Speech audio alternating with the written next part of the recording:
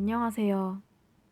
이 영화는 2002년 개봉된 박찬욱 감독의 영화 복수는 나의 것입니다. 이 영상은 개인의 견해가 다분히 들어가 있는 영상이니 이 점 유의해 주시길 부탁드립니다. 전 착한 사람입니다. 성실한 근로자죠. 피부칠하곤 누나밖에 없는데요. 절 미래에 보내려고 누나는 진학도 포기하고 공장에 들어갔습니다. 하지만 몹쓸 병에 걸리는 바람에 그것도 그만둬야 했고, 그래서 저도 미래는 잊어버리고 취직을 했죠. 초록머리의 사내는 류라고 불리는 인물입니다. 류는 듣지도 말하지도 못하는 청각장애인이며 아픈 누나와 함께 살고 있습니다. 류의 세계에는 누나라는 존재 말고는 아무것도 없는 것처럼 보입니다. 오로지 누나에 의해, 누나를 위해 살아가는 인물이죠. 누나를 위해 일도 열심히 하며 할아버지 바지도 올려주는 착한 사람입니다. 하지만 누나의 치료를 위해 다녔던 일자리도 어느 날 갑자기 잘리게 됩니다. 혈액형 안 맞으면 류는 자신이 열심히 모아왔던 돈으로 누나에게 신장 이식을 해주려 하지만 혈액형이 맞지 않는다는 이유로 할 수 없게 됩니다. 이때 눈에 띈 장기알선 업체를 찾아가지만 사기를 당해 장기도 돈도 다 날려먹어 이제 류에게 남은 건 자신의 몸뚱아리 그 하나밖에 없습니다. 수술 일주일 뒤로 잡았으니까 닷새 있다 입원시켜. 다행히 응? 기증자가 생겨나지만 앞서 돈을 날려버린 통장에 류는 1,000만 원이 1,000만 원이라는 있댔지. 거금이 당장 필요하게 됩니다. 아니 그럼 어쩔 건데 일주일밖에 안 남았는데. 류에게는 여자친구인 영미가 있습니다. 그리고 당장 돈이 필요하다는 이야기를 여자친구에게 말하게 됩니다. 아이들이 자꾸 죽기 때문에 생기는 거야. 하지만 우린 달라. 돈만 받아봐. 번개같이 반납하잖아. 이들은 이때 해서는 안 될 범행을 계획하게 되죠. 물론 신체적인 피해 없이 돈만 얻고 다시 제자리로 돌려놓는다 하는 마음이었고 박 사장, 동진의 아이를 데려오는 데 성공합니다. 이렇게 이들은 아이와 함께 살게 됩니다. 류는 자신의 누나에게 이 아이가 동료의 아이라고 거짓말을 하게 되고 아이 또한 자신이 납치당한 것이라고는 생각을 못하고 오히려 이들에게 동화되어 그렇게 무리 없이 잘 지내게 됩니다.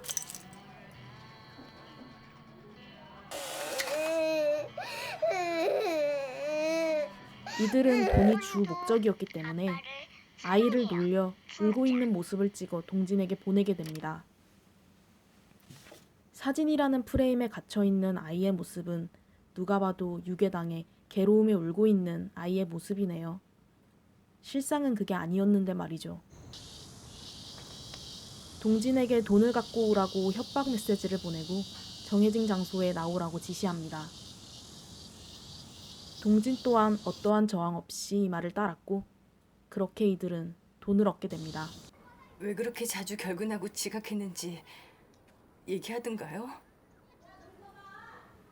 한편 류가 돈을 얻으러 간 사이 누나는 류의 옷에서 퇴직금 명세서를 보게 되고 이상함을 느껴 회사에 전화를 걸어 확인하게 됩니다. 그럼으로써 아이를 유괴했다는 사실도 알게 되죠. 자신이 원인이 되어 동생이 이런 일을 저질렀다는 생각에서 오는 죄책감이었을까요? 누나는 결국 자살을 하고 맙니다.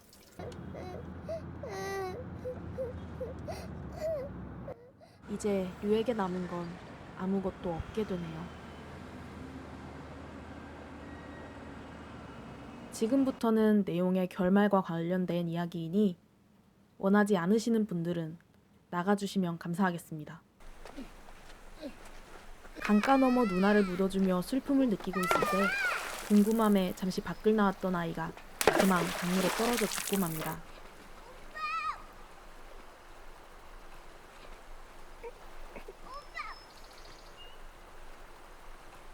류는 아이를 양지 바른 곳에 내려놓고 그 자리를 그렇게 떠나게 됩니다. 한편 납치범들에게 순수히 따르기만 한다면 아이가 돌아올 것이라고 생각했던 동지는 아이의 시체를 확인하고 괴로움에 울부짖으며 힘들어하다 딸이 살아 돌아온 환상을 보게 되고 그때부터 복수의 마음을 갖게 됩니다.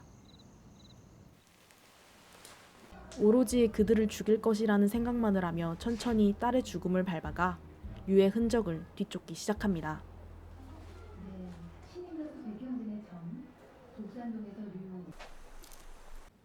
이와 동시에 모든 것을 잃은 류 또한 복수를 결심합니다. 그러곤 자신에게 사기를 쳤던 장기알선 업체를 찾아가 싸그리 죽이고 맙니다.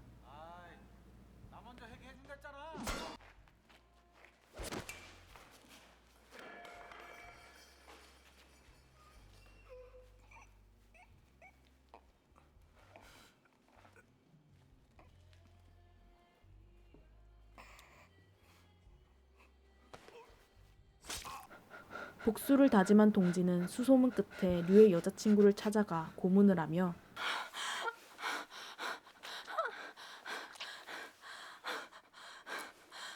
류의 행방을 물어보지만 그녀는 끝끝내 말하지 않고 동지는 이들과 함께 딸이 즐거웠던 사진을 발견하게 됩니다.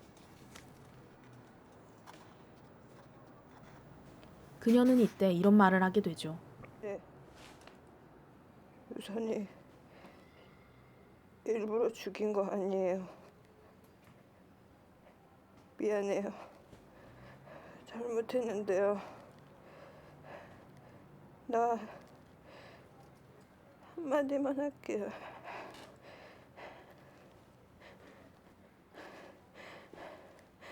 나 보통 사람 아니거든요.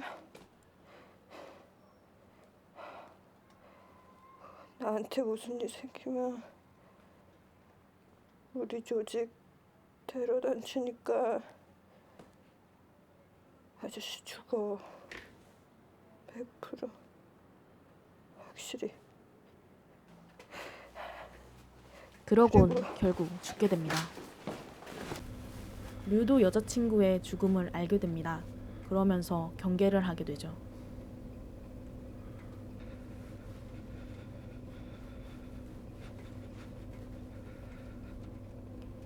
하지만 류의 거처를 알아낸 동지는 그곳에 장복해 있다 결국 류를 잡게 됩니다.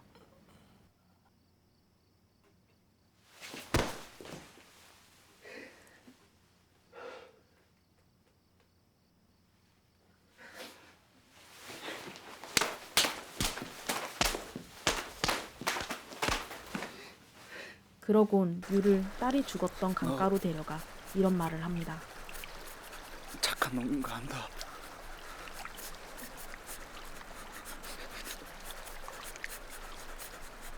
그러니까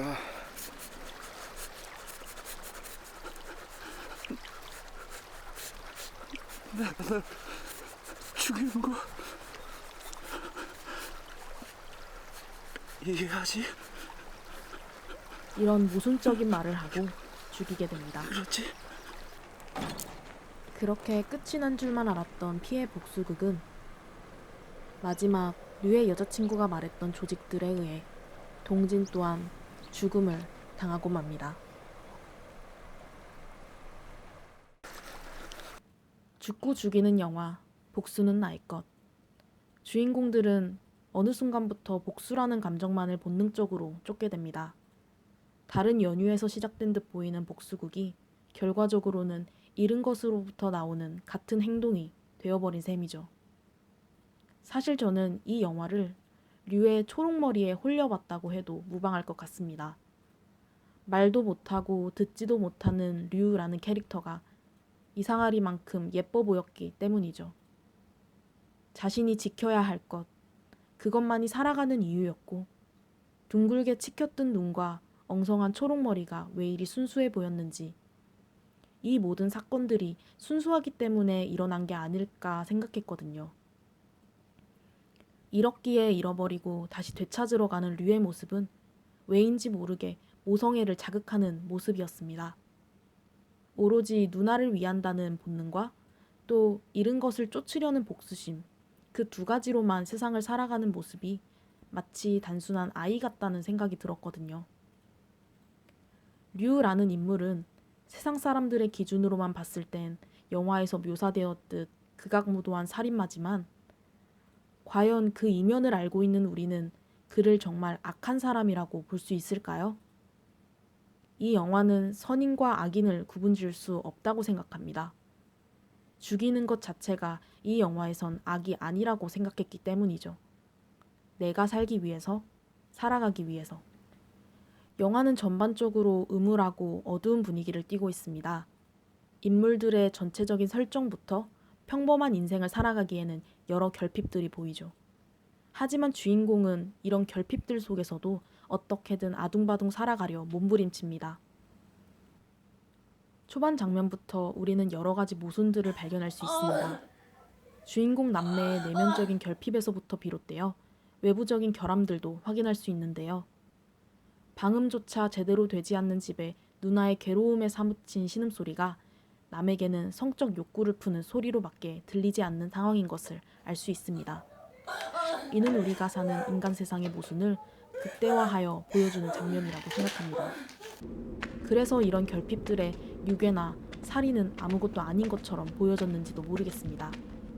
신장도 돈도 모두 잃은 그가 짊어지고 있는 세상이 더욱 잔인한 지옥이기에 다른 어떤 것들은 아무것도 아닌 것처럼 보여졌던 것일까요? 류의 초록머리에 홀린 듯 보았던 이 영화는 가슴 한구석이 굉장히 답답하고 우울해지는 영화입니다. 한동안 이 감정선에서 헤어나오지 못했고요. 한 번쯤 많은 생각이 들게 하는 영화를 보고 싶다라고 하신다면 이 영화를 보셔도 좋을 것 같습니다.